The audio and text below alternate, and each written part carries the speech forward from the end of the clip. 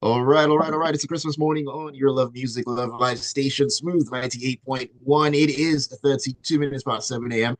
It's a Wednesday. It's still a hump of the week Wednesday, but it's a special Wednesday because it's Christmas morning. Once again, Merry Christmas to you and yours. And thank you for always keeping it tuned to Smooth 98.1. We appreciate you always taking time out to keep it locked right here. Ayokunmi with you, ready to take you into the papers on Freshly Pressed. This is where we get to take a look at the stories that have been making the rounds in the dailies across Nigeria. We get analysis as well, and we take your thoughts and reactions. So it is going to be very straightforward. So all you need to do is send your messages into us on WhatsApp on 0809 444 0981 0809 444 0981. That is the WhatsApp number. You can also join us on YouTube. We're streaming live right there. It's at Smooth 981 FM Lagos. Smooth 981 FM Lagos. You can drop your comments there as well. Christmas wishes. Anyways, doesn't really matter. Just be a part of the conversation. All right, joining me this morning to analyze the stories and take a look at what's been making the rounds. Lakunle and Devoe are in the building. Very good morning to you guys. Merry Christmas to you and to yours. Merry Christmas. Good morning, everyone. Good morning, Devoe. Merry Christmas, everyone. It's been 356 days of 2024. Luckily, your audio is a bit low all of a sudden. We bless God for all of the mercies that He's shown us in that time. I hope it's better now. Yes, fantastically better. Thank you for the kind words. Devoe, good morning to you.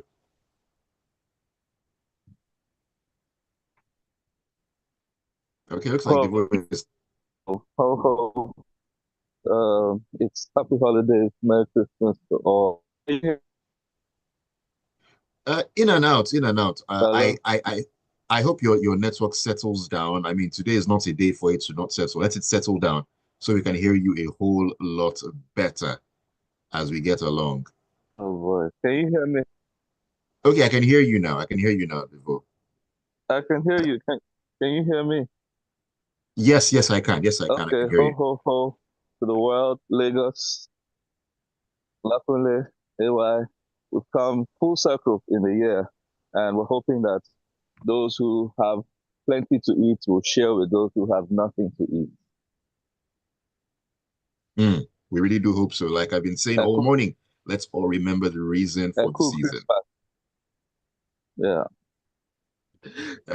Echo Christmas is just correct. All right, let's start our journey into the papers in the premium times, Devoe, and talk about tax reform bills. I mean, this is still kind of off the back of the media chats that the president actually did. This is something we haven't talked about yet, which we need to actually highlight. Now, President Tinubu said on Monday that he's ready to make concessions to address the controversies surrounding the tax bills before the National Assembly. Now, he was asked if he was willing to make concessions to address some concerns, particularly over the VAT components of the bill. Now, in response, he said that tax amendments require negotiations and concessions, and he was open to such. Does this really tell us anything about what the president might be thinking? Because these tax reform bills have been generating so much controversy from different parts of the country, the north, south. A lot has been said back and forth over who it will benefit, over who it will not benefit, and so on and so forth. It hasn't been something that has been widely accepted, even though if you look deeper at the provisions of said bills, they will do a lot to move the country forward. But looking at what the president has said, is there a chance that eventually this will get over the line? Well, I really think the president spoke in tandem with the democratic and legislative process. Can you hear me? Yes, we can. Go ahead. Yes. Now, the truth is, even though the highest body, being the National Economic Council, which includes former presidents, all state governors, and key officials in the federal government, agreed to step the proposal down, the presidency insisted, which is what he has said by saying that the tax reform is here to stay.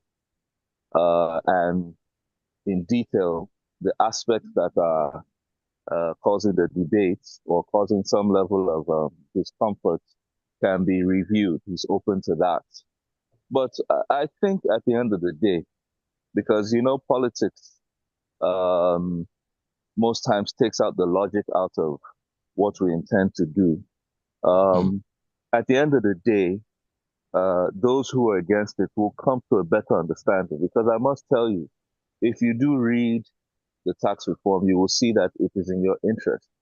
Even the regional bodies, like some members of the Northern Governors, those who feel that they're not sure that it's working for their interest, when they do the simulation on the tax reform, most of the northern states will get more because right now, the Are you there, aspect Devoe? of, Okay. yes, I'm here. The aspect of the VAT that speaks to location derivation, okay, will now be reviewed to ensure that consumption is taken from the states where it's consumed and not from the head office of any company that has a national presence. They've done the simulation. That was the aspect I was actually waiting for because before it was just about talk and people were like, why do you want to shift things without us being sure of the outcome? But they've done the simulations. And if there's Actually, it anybody looks that should like be again, okay, he's back again. can you hear me? Yes, you're back again. It was going in and out a bit, but you're back. I can hear Okay, you now. they've done the simulations. And if there's anybody that should be against it, should be Lagos State because they're the ones that will be getting less. Every other state will be getting more. So my expectation is that, the challenge here is that, most people felt that Tinubu had a hold on Lagos State, okay? And that he wants to do that at the federal level. And you can understand that because if you live here in Lagos, you know that it's not always been kosher the way people have said it. So you can understand that the discomfort that other people have in giving a full approval to the tax reform. So all we're saying is that we endorse this level of debate. For the first time in a long time, you can see all the governors and government officials, both House assemblies, Senate and representatives, are debating an issue. That's what they should be doing daily on every other issue in this country. And I'm hoping they will not lose this steam because at the end of the day, if they pass a tax reform and they go back to sleep, we won't move the needle forward. What we need is for them to focus the same interest, the same attention they're giving tax reform. Can you extend that to insecurity and reviewing? Look at the budgets. Can you extend that to how you're going to ramp up budgeting for the police instead of always throwing things to the army? Can you extend this same attention to our power prices so that we can fix the productive deficit in this country? The only reason we're battling an economy is because we're not productive. You can't keep stewing around in dirt, trying to share very little and hoping that you'll get somewhere. So I'm just using the reference of the tax reform debate. This is a good thing. It should last as long as is required for people to gain that comfort. And then we can move on to the next challenge in this country. Give it the same level of attention, and you will see things change. Most definitely. Take things one by one, focus on them, debate if necessary, and get the best at the end of the day that benefits everyone. And move on to the next one. That's exactly how it's supposed to be. All right, Lakunle, let's head into the Vanguard and talk about kind of an update to the stampede incident that happened, the unfortunate incident that happened in Ibadan. Now, a chief magistrate court in Ibadan has ordered the remand of three key figures in connection with the last week's tragic stampede at Bashar Islamic High School. Now, the individuals include Mr. Abdullah Fasasi, the school's principal, Alhaji Oriomi Hamzat, the proprietor of Agidigbo FM, and Naomi Silekwala, the estranged wife of the Onion of Ile-Ife. Now, presided over by Chief Magistrate Olabisi Ayokunmi, the court's ruling came on Tuesday following the arraignment by the Oyo State Police Command. Now, they face 4-count charges related to the incident as outlined by the police prosecutor. I beg your pardon. Now, luckily, unfortunate incident that happened last week. We've talked about this, and we have 4 defendants here who are facing charges. looking at that incident. Now, if they are found guilty of what they are being charged with, would you say this is a step in the right direction in order to begin to do things properly in Nigeria, especially when it comes to those large gatherings and events of that magnitude, to avoid the reoccurrence of such? Okay, so a lot has been said about this event. Unfortunate people, children particularly, have died and all that. But a few things referring to this particular part of it, I don't want to speak to the previous things been done for the past 7 days. Okay, so I'm trying to imagine why the principal of the school is in any way mentioned in this. The school premises is the property of the state government. So I assume that the organizers would have gone to take permission from the government to use that premises. And in that case, the principal does not have a say anymore. Two, the school should have been on holidays at the time this happened.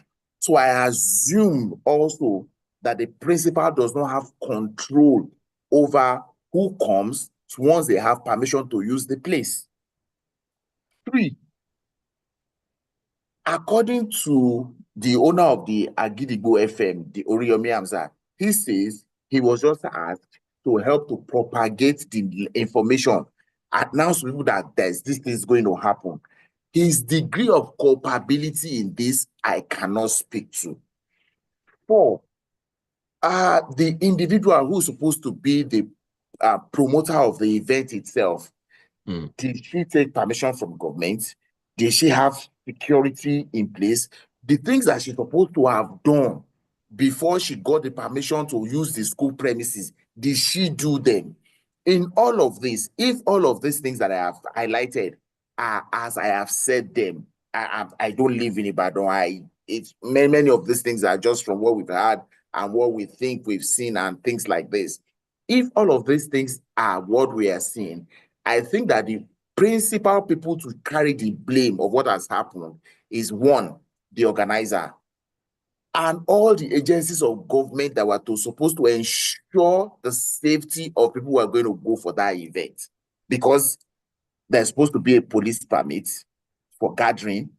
There's supposed to be a health and safety environment, what's it called, that's supposed to have been done. There's supposed to have also been a on ground attendance of what's called emergency services in case this kind of thing happened, which we can never predict would happen or may not happen. Having spoken to all of this, I think that we're using a sledgehammer to kill a fly. The state government should first accept its failure to protect its people. The organizer should be the one carrying the can, particularly the principal of the school. I do not think that he has anything to answer for in this matter. And again, this has happened, it has happened. What are the learning points? What are we doing to prevent this kind of thing from happening? Is this just a because it's a public, it has become a matter of public interest that we are grandstanding this way? Why did we wait till Tuesday, knowing that today and tomorrow is public holiday, and then Friday before we did the remanding in custody? Is it just to punish these people for doing this thing? I mean, or is it just that, and then the news report that keeps going back and forth, and strange wife of Oni of Ife? I think that she supposedly had moved past that. She has an identity of herself. I think we should try her based on her identity as who she is, not tying her to somebody else, so that we're not unnecessarily creating news that is irrelevant to the case itself. I mean, we need to be, our journalists also need to help us to manage these things such that we don't lose focus on what the ultimate aim is, which is one, to punish anybody who is found culpable. Two, to learn from it and make sure that it doesn't, this kind of thing don't happen again. Three, to let people also know that their first responsibility of safety is to themselves and should not outsource their safety.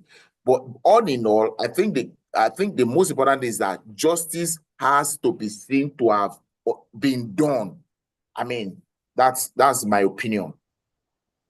All right, thank you for sharing those thoughts, Lakunle. Yeah, I just wanted to add to this. AY, All can right, you Devoe, hear me? quickly, Devoe. Okay. The truth is, it happened in 4 different cities. Okay, and obviously this hasn't happened so frequently in the past. What we should note as a nation is that people are more desperate now. Even if you put the best of organization up, people are more desperate because they are hungry. Whilst organizers and state governments should put up safety measures to prevent such things, any other person going into charity should understand the desperation at play in the nation right now. And it's a sign for government to get serious with their reform and development so that we take Nigerians back to a state of dignified living. We're not meant to be collecting palliatives or begging for bread. We should be able to afford our basic meal, pay for it, and go home. All right, thank you, Devoe. Let's take a quick break. When we come back in, we'll talk about more stories. And of course, we'll be looking at the NNPCL who are in the news. Interesting things going on in the petroleum sector right here in Nigeria. Don't go anywhere. Keep it tuned. This is Freshly Pressed on the Smooth Breakfast on Smooth 98.1.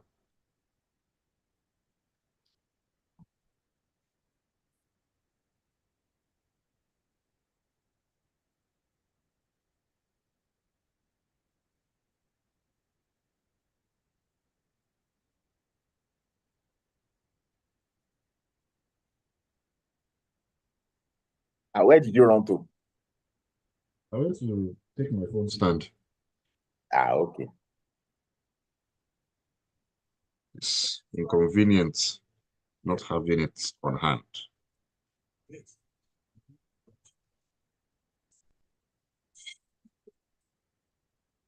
They reduced spare price. Is it now 700 naira?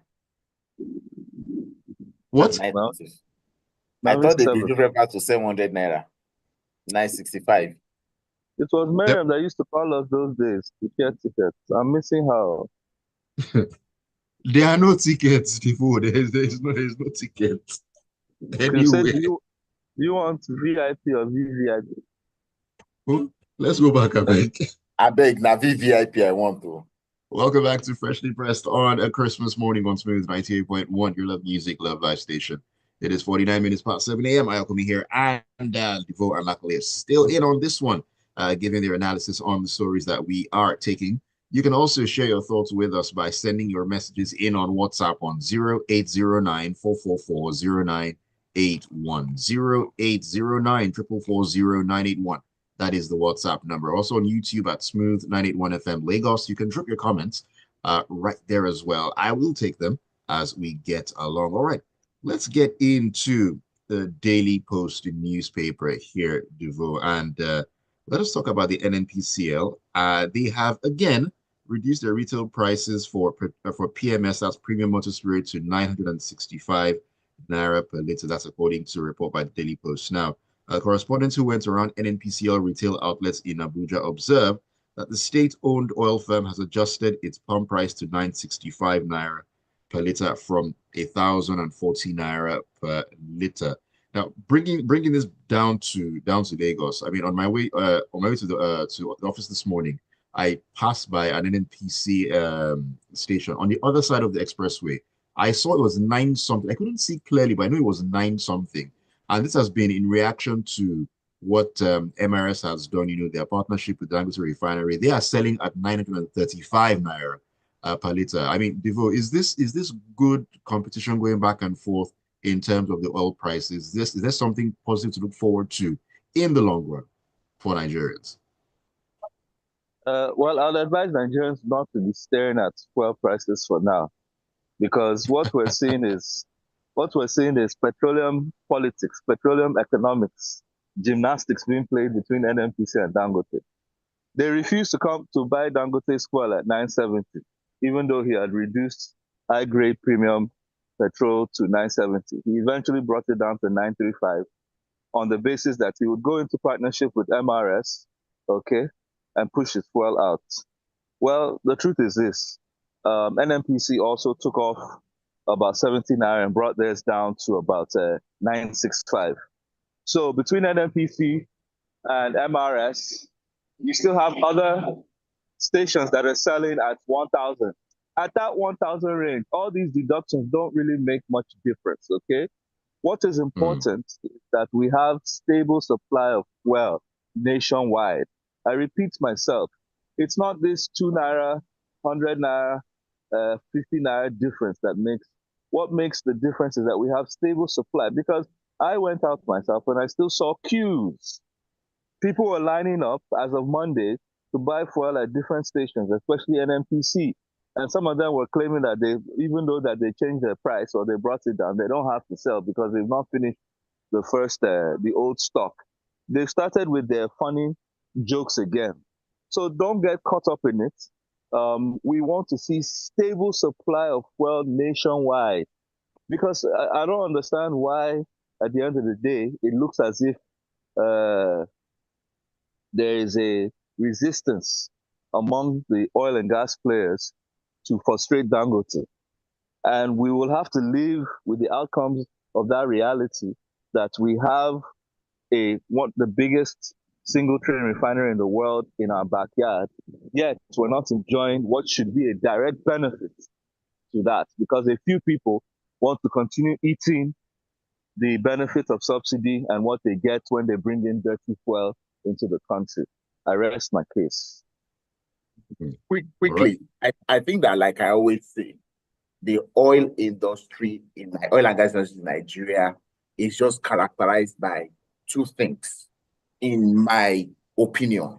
Two things. One is that every day, every year, the number of people who want to take a share of the pie keep increasing. Two, this number of people, as it increases, always gets greedier.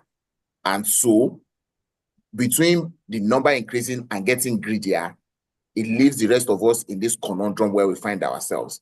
There's no big deal in 2024 or 2025 about pricing or refining or mining of oil anywhere in the world. It's only here in Nigeria that it appears like it is rocket science. All right, thank you. All right, thank you, Lakunle. Let me take a couple of messages before we get back into the stories here. Okay, this is Coyote from Lagos Island, and he says, from his own perspective, the organizers are not to be blamed. It's as a result of accumulated and weaponization of poverty over the years from past and present governments in Nigeria that is manifesting across the Federation. It's unfortunate the Good Samaritans were detained. Coyote, I mean, I can understand your perspective, but we have to face the facts. People died, children died. Someone needs to take responsibility for that. And that is why investigations need to be done to figure that out. So let's keep that in mind at the same time. Michael says, if the venue was indeed approved for use by the state government, then why is the state government or local government rep not in court facing charges as well? Did they not ask questions, give rules and conditions for the use of the venue? The police and the state government seem to be overplaying the blame game. Animal Farm judgment is at play again. All right, I'll take some more of your messages as we get along. Let's get back into the stories, Lakunle, and let's talk about some money matters, and it concerns the government and fuel for generators. Let me explain.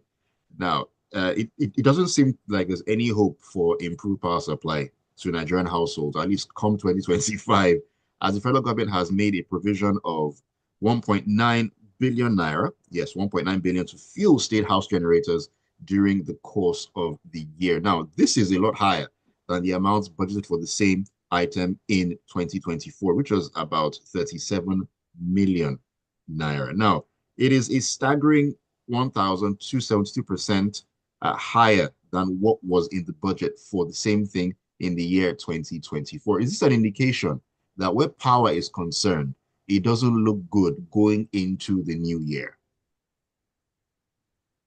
Just like you said, right? On the face of it, when you have 37 million last year and this year you have 1.9 billion, it tells you that even the tenants and the users and the operators of the state house itself don't believe the mantra of 10,000 megawatts that the Minister of Power had promised earlier on in the year that said by December this year we have 10,000 megawatts being generated. It just suggests that. Two, don't let us forget, also on the face of it, it is a budget, right? It does not necessarily mean that you will spend all of it. It's just that you are saying, in case I am not able to, what should I put as a ceiling? But that's a huge jump.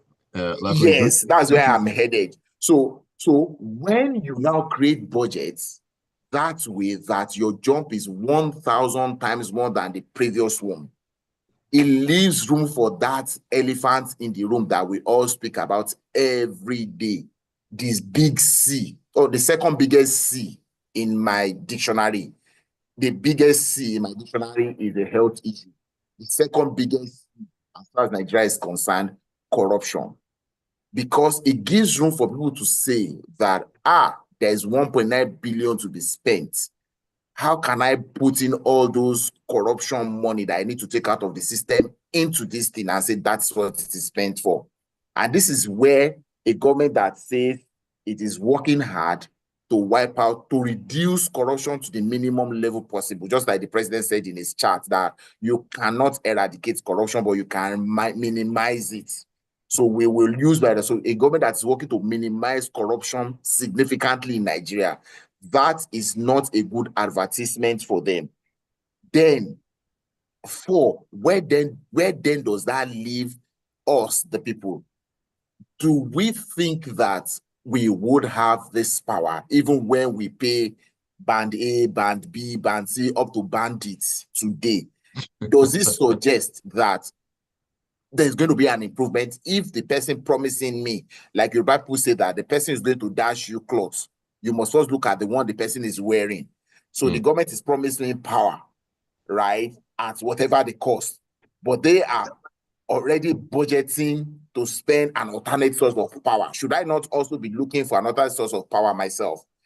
That is what we'll throw out there for people to think about. That is what we ask the government to also think about, and either debunk or make correction to these budget figures if this is actually what they wrote in the budget, or let us, for the benefit of the doubt, say that the newspaper added an extra 3 digits to it. That's why we think that it's a billion, not a million.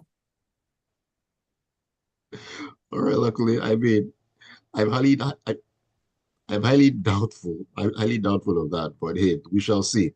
In the coming days, there'll be better clarification. Let's do messages. Time, how it has flown by, I do not understand. Okay, Eddie Murphy. Okay, Merry Christmas to you too.